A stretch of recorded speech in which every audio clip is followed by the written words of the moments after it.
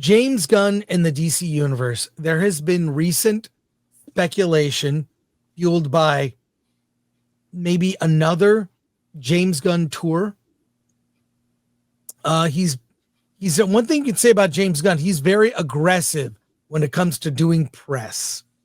And we dug up some clips here that we need to talk about, Alan. But before I show a series of clips, let's suss out the situation. What do you think is going on here with Gunn? I believe Gunn is in a constant state of having to justify the decisions he makes. Like I've been on the Superman bandwagon. I liked Superman. I've seen it many times. But even I am starting to get weary of James Gunn. Just make a movie. You don't need to defend yourself constantly. I mean, some things that people have pointed out, he put himself front and center with all the PR for Superman and Peacemaker for that matter. Yeah. He's done a Peacemaker podcast. Like when I look at that, he's running DC, personally writing and directing all these things. I mean, look, my hat's off to him. He's got a lot of energy, but is he doing things he doesn't need to do? Mm-hmm. I would say yes. Well, in this clip, this wasn't really a podcast necessarily. It was a bunch of people group interviewing James Gunn, the new rock stars. I think the only person I know in here is Ryan Airy, who I watch and who I enjoy actually. But let's see what Gunn has to say in this clip.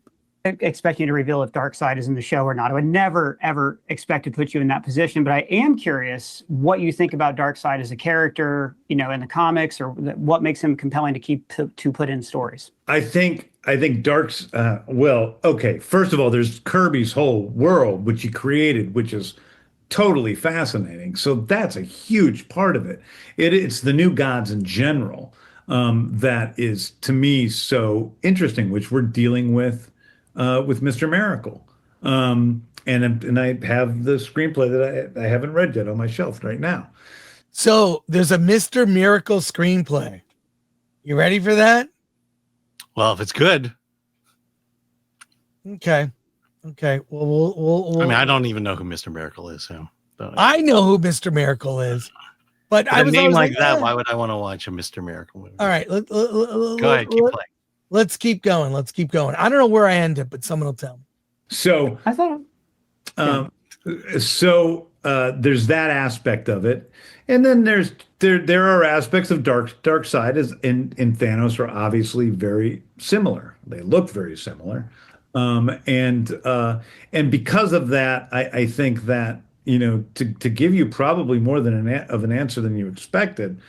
I don't using Darkseid as the big bad right now is not necessarily the thing, because for a lot of reasons, because Zach did it so cool in his way, mm-hmm. and because Thanos and Marvel, So I think that's a fair answer. There. I've got another clip here. I just want to say, why are we jumping from Superman to Darkseid all of a sudden? Well, he asked the question. I think it's worth it. I understand so that. a complicated idea. Okay, here we go here. Okay. And here he is. I don't know. He really went on a press tour with some YouTubers I know and some I have no idea who they are, and that's cool. I love that. I love that he's willing to do that. He doesn't talk to us, but that's okay. Let's see what he has to say. Idea like salvation, which is, as you pointed out in your podcast, George R.R. Martin's idea, which is one of the craziest things to me, because I didn't know about that until later. And I knew because I read Salvation Run, and I'm like, oh, this is such a great idea. I think the story can be more like this. And my story was always more like what George R.R. Martin's original intention was. A guy who came out and said great things about Superman, by the way. And so it's just one of those weird moments where you go, God, life is so strange. Not to mention the fact that he, to me, really, like his his books are probably the biggest influence on me in terms of the DCU, next to actual DC Comics. They're the biggest because they're such these well thought out worlds that were so deep and so rich with so many connected characters and so many disconnected characters that I think it's really what influences me more than anything else. So no one, even myself included, was able to fully guess where this season was going. And people are obviously already guessing about Man of Tomorrow. Have you seen any theories that are kind of on the right track, or is this going to be another situation where we are all completely surprised? I have not been reading everything, so I don't know what everyone has said. You know, when I'm promoting Peacemaker, I'm online a little more because I'm answering people's questions and doing all that stuff. And now that I'm in writing mode and I'm building costumes and doing all this sort of stuff for Man of Tomorrow, I don't know what's going on. I don't know all that much what's going on anyway. I didn't know that people expected a cameo in the final episode until 2 days before the show when for some... What? He didn't know? What? Isn't he the one that fueled that rumor? Which cameo we're talking about? Lex Luthor? Or? Peacemaker season 2, Superman being in the show. Oh, Let's okay. keep watching. For some reason I was on Instagram and I saw people saying, what's the cameo going to be? What's the cameo going to be? And I read down and I went, and I even wrote, what cameo are you guys talking about? The big cameo was Lex. But anyway, yeah, so I don't... Okay, he reveals the big cameo was Lex. Yeah. People assumed Superman. Because this leads into a Superman movie. Really know always what's going on. So I don't know what people have guessed. But Man of Tomorrow is really, it's very, very connected to Peacemaker, but it's also its own thing. I mean, it has its own story that's, separate from this. Well, I'm getting the call to wrap up. I feel like we could probably... Okay. Okay. All right. Well, okay, Alan, I've got one more clip. Well, hey, let me tell you please. The thing that's going on in my mind right now. The Marvel Cinematic Universe started with Iron Man, and they built on top of that from there to get to the Avengers and then finally to Endgame. After watching Superman, which is the beginning of Gunn's universe, it just felt like he's starting at Endgame or after Endgame. Right. And I feel like all this conversation he's having right now, it feels like to me is something I want to hear years from now as opposed to right now. Because you just started the universe and I feel like it's just getting out of hand and more complex than I want it to be as someone who's not the biggest DC fan. 69. So, all right, we talked about Peacemaker. Now we're talking about Lanterns, which is upcoming. Let's take a look at this clip where he discusses it, how it ties in. Let's go. Speaking of Lanterns, you've already said that Lanterns is really important in setting up things. I mean, you and Peter have said that from the start. Can you tell us a bit more with regards to what you meant by that? Well, I think it's everything. I think they're important characters, and so that by itself is important. Yeah. Without anything else, just like Peacemaker is an important character. Still, Yeah. I mean, I'll say this for a second. He's so much online talking about stuff that everything he says is like a tea leaf to read something into. Yeah. So watching these YouTubers that, are asking him he doesn't realize that him being online and responding to questions, all it does is create more questions. The best thing he could do is be like a Tarantino or a Chris Nolan and make movies and maybe not be so available. Yeah. No, you're And right. It's like Bible study where you take each verse and you break it down into its words and its meanings. And that's what we're doing now. We're taking everything that James Gunn says, breaking it down, trying to understand, well, what could he possibly mean by this? And then establish some kind of idea of the direction the DC universe is going. And it's probably not even going to go in that direction. Yeah, that's what I mean. It's like he doesn't realize that him being so available and being so, because he wants to be of the people. Mhm. And I get it. I knew James Gunn back in the day, super cool guy. I assume he still is mostly that guy. But now he's in a different position. Right. And everything has become political. And I don't mean politics, but being diplomatic in the industry, in talking to fans and doing stuff. And I think maybe the less said, the better. Promote something when it's out. Maybe do one or two big. Best interview he ever did was with Josh Horowitz. But I like Josh. He's very, I don't know what benefit there is to talking to, with all due respect to Boba Talks, a show I'm just now discovered. Boba Talks, that's kind of cultural appropriation for one thing. It might be here's a the Boba thing. Fett reference. Sorry. I mean, you mentioned it. James Gunn is right now unexpectedly, unknowingly setting expectations. Correct. And people are going to take what he says, build up the story in their head, raise expectations, and then when the movie comes out and doesn't meet those expectations, he already has a failure on his hands. Yeah. So, all right, let's keep watching this, and then I have one more clip to show. But let's continue with this. Yeah, absolutely. And so there's that, but there's also other things that kind of go into the far into the future in terms of what happens in that show. Okay. And you've previously mentioned that some DC projects have had, a bit of a harder time coming along than others, whether that... I do have to give him credit for talking directly to the nerds, bypassing Deadline and Variety, talking to uber nerd YouTubers. I don't want to disparage them. I'm just saying that good for him. He doesn't even need to do much of this. So, but onward. The Authority or whether it be Waller. I've always been curious about the Arkham show, which is a project you mentioned being one of the first pitches that you bought when you came on board at DC. There it is. He's throwing up. It's like, here, you said it. Tweets. You said this. You said this. So explain yourself. So here we go. So, this is way at, the back of 2023, so it's been a minute. But is there any hope for a series like that to still be a thing in the future, maybe? Hope, sure, but that isn't something that's being developed by anyone right now. It just didn't work. Right. So yeah, okay, I understand that. And I'm going to defend him for a second and tie it to Star Wars. Okay. Yeah. Development is a bitch. There are piles. If you go into any producer's office, there are a pile of scripts, paper, chunks of paper, and written across them, you'll see the names of the movies. And a good producer at any given time has 7 or 8 projects that might happen, hoping one happens or a few. And there's a lot.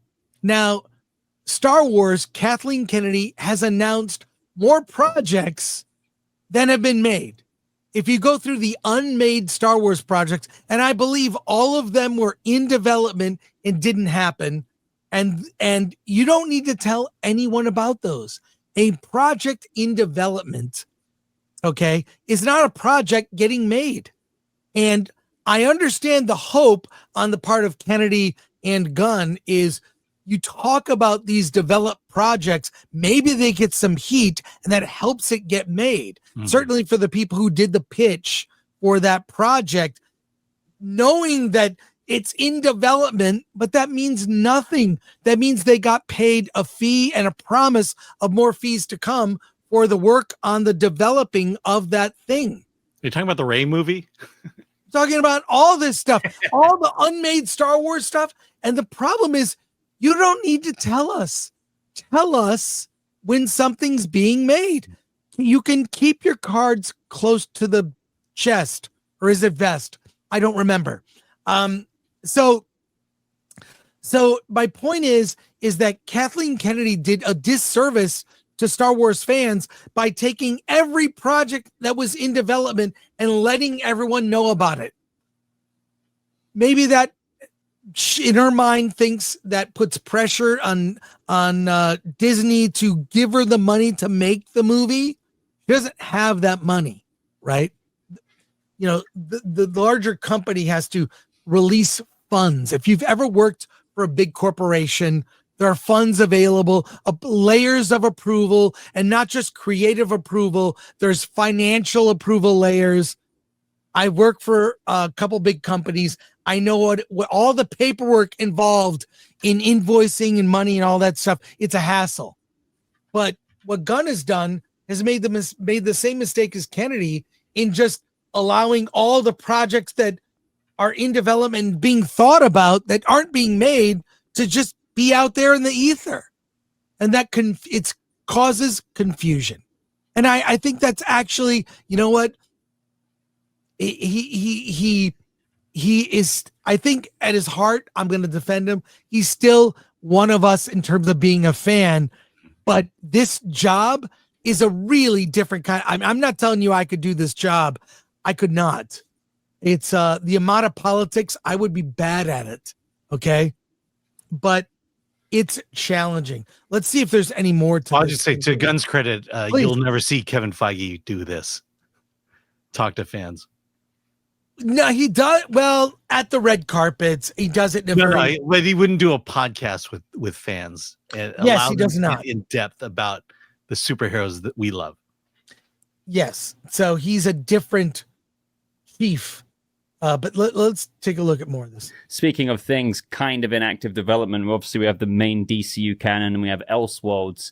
At the beginning of October, actually, Keanu Reeves said that they had another draft of Constantine 2 come in the way. That they were bringing into the studio. So I know there's a real... This is making my point of what I'm saying about he's got all these things that are in development doesn't mean they're coming. And the mass public, not the people that watch this show, but the mass public there's this, there's that, it's not just the projects that are coming that are a lot, but then there's all this stuff that aren't they making of that movie?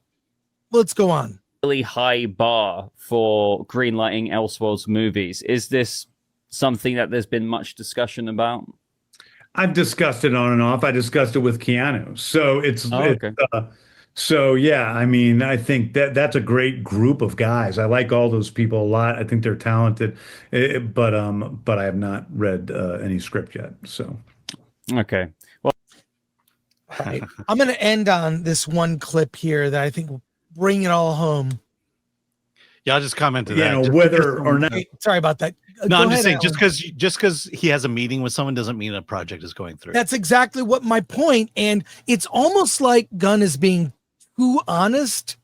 And so even when they announced the Authority movie, and now that's not happening, they announced a lot. It's starting to become like, and this happened early on. I think Kevin Feige has learned the lesson.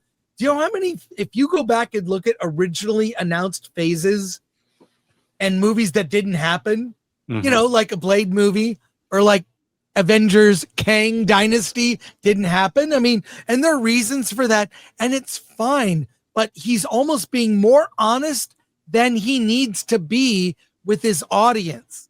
But I appreciate the honesty. I mean, at least he's telling you that we were developing the Authority and the scripts just didn't work and we canceled it. I mean, that's right. That's a response everyone wants to hear. Remember what happened when someone asked Kathleen Kennedy about these projects? What did she say? Who said they were canceled? Yeah, exactly. Because if the more projects you have in development, the more the studio wants you around because one of those will pop. They'll need to fill a slot and we've got a couple $100 million. Let's do it. You know, you've got to have a lot of things in active development, but they don't mean anything unless they get made.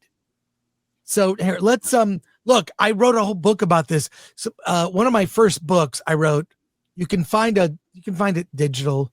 In 1999, I wrote a book called The 50 Greatest Movies Never Made. That's 26 years ago. That book was published from St. Martin's Press. You could look it up. And since it got published, some of those movies actually did get made. So anyways. Well, now you can add The Hunt for Ben Solo to that book. If I do a sequel, this is a problem. And now with the story we did earlier in the show, the fact that I think his contract is up next year in 2026, but he will be by that time started shooting on Man of Tomorrow. Mhm. So I really do think, based on the lukewarm, almost kind of mixed to negative response to Peacemaker season 2, puts a lot of things in doubt. And I don't think there's a lot of self-reflection on Gunn's part about how he contributes to these things not working. Yeah. I mean, I'd give him some time. I'd give him a few months to come back and say, okay, here's what went wrong with Peacemaker. I feel like of any of the executives out there, he's the one more likely to do that. Whether he does it or not is the question. But you would never hear that from Kevin Feige. Oh, here's where the Marvels went wrong. Here's where Captain America Brave New World went wrong. You're never going to hear that from Kevin Feige.